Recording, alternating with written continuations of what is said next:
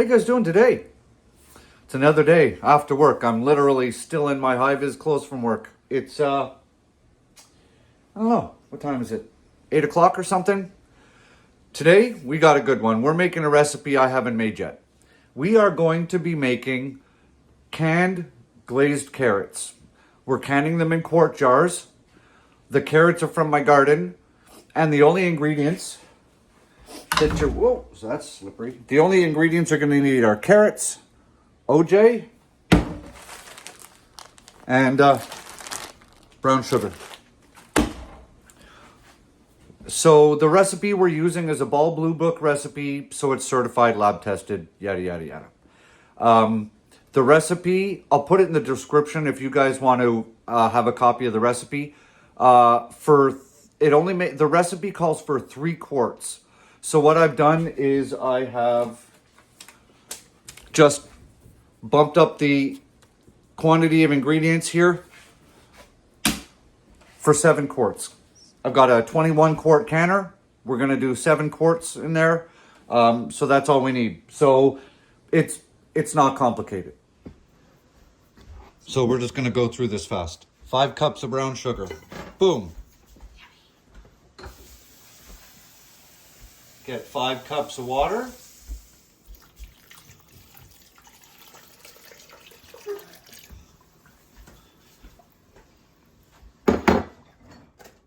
OJ. 2.5 cups. Almost closer to 3. OJ. All right, we'll put that aside. And then all we're going to do is you want to heat this up on a medium heat and dissolve the sugar. So the sauce is not boiling, but it's getting warm. You can see the steam coming off it. In the oven, right there, you can see I've got the temperature set at 170 degrees.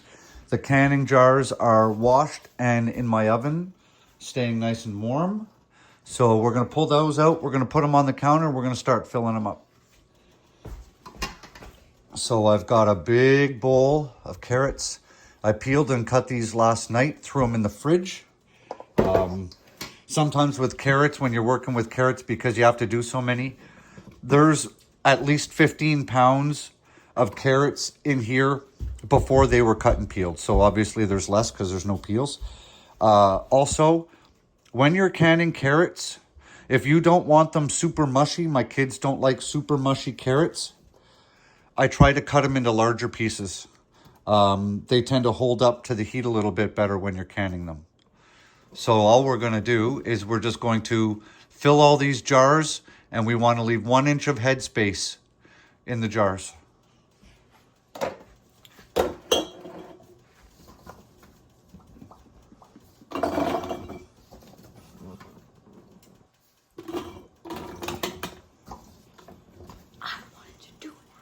Yep, you can do the rest. Oh, okay. There. Okay. 1 jar. And my youngest is going to help me fill the rest. Let's do this. So we've got hot brine, juice, broth. I don't even know what you'd call that. We need 1 inch of headspace. I don't think you also want to get this stuff on your skin because of how much sugar's in here.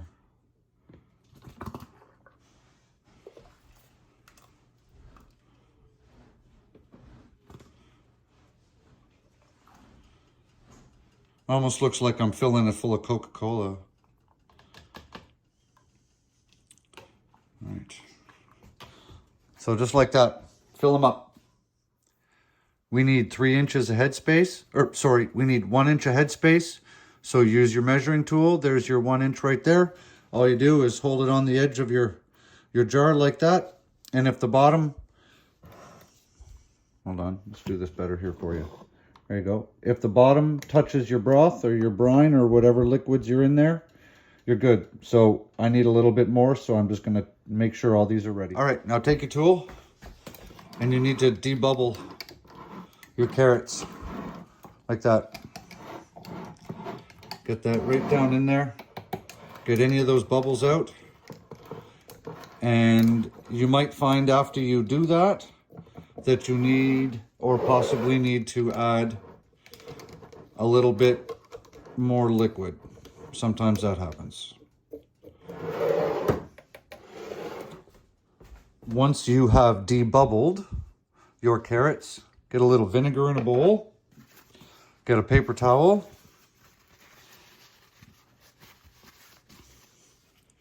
soak that thing in the vinegar, and you're going to want to wipe down all the top and the lip of your jars.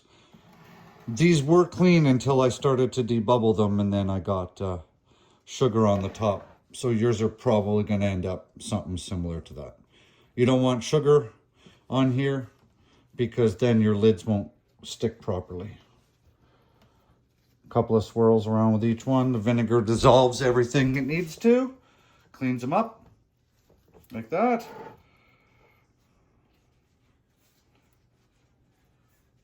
All right, we're done with that. Now we're going to take our lids and put them on. So these just got washed. These are brand new, always pressure can with brand new lids. But we don't have to keep them in boiling water anymore. So we're just gonna stick all the lids on.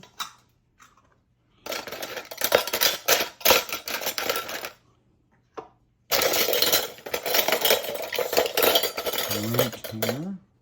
Bam and bam. One more, like that. Get on there.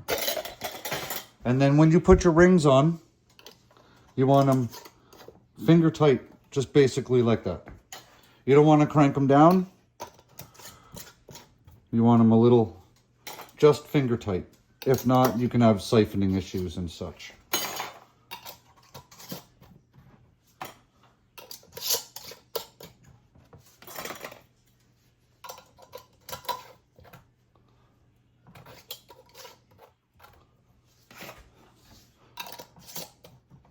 Okay, good to go. Now, pressure canner's warming up. You can see it's not boiling. I mean, see, I can put my hand in. It is definitely hot, but it's not boiling. We are going to load all the cans or all the jars into the can. Got them loaded up.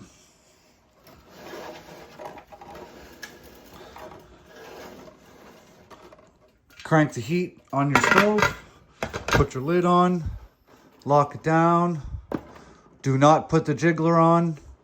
And what we're trying to do is we want to get the water boiling in here.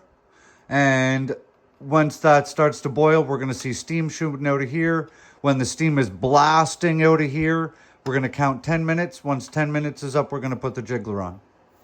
All right, so the locked. You can see the steam blasting right there. We're going to put the jiggler on.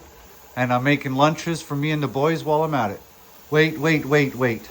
See, I'm getting ahead of myself. Now that we have this steam blasting, we have to set a timer for 10 minutes. Do not put the jiggler on. 10-minute timer. Once you've hit your 10-minute mark, drop your jiggler on. Watch your temperature start to climb, or your pressure start to climb, sorry. And my temperature right now on my stove is at max. Once I hit about 8 pounds on here, I'll turn my temperature setting down to about a 7, and that will ride my pressure somewhere around 11 pounds. If you drop below 10, you have to start your timer all over again. So we're just going to let that climb, and it won't take long. All right. Turn the temperature down. And just as that's going to hit 10 pounds, the jiggler will start dancing like a little hula girl.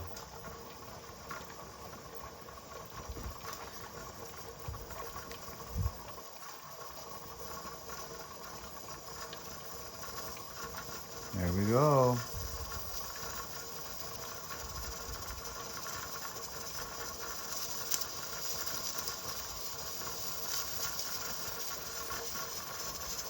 Right? So now what we want to do is we're going to can this for 30 minutes. So set a timer for 30 minutes. It's been 30 minutes. I'm turning the temperature off. Bam. And I'm going to bed. Good morning. So it's the following day. I'm getting up. I'm on my way to work. So what do you say we take these jars of carrots out here and put them on the counter and see what they look like?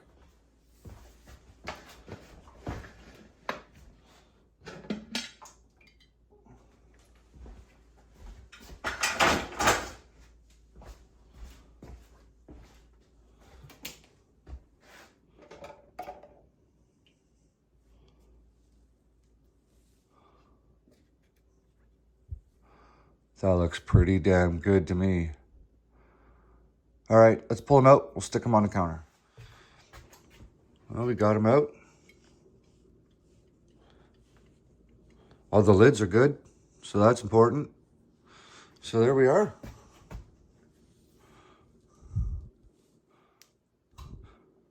Yep, my kids are gonna love these. You guys should try this recipe. It has really good reviews online. I'll put the link for this in the description, and if you guys want to make this, give her hell. I did one similar to this last year without the orange juice, and it turned out really good. So I'm hoping this is going to be just as good. Hope you guys like this video. This was a fun one to make. It's always nice to be able to take your produce, harvest it from the garden, bring it home, and then turn it into something like this to feed your family, right? So total effort to make this, 15 minutes, give or take 20 minutes with peeling and cutting the carrots. And now I have 7 meals for me and my kiddos. I call that a win. All right, grow good food. See you in the next one. Bye.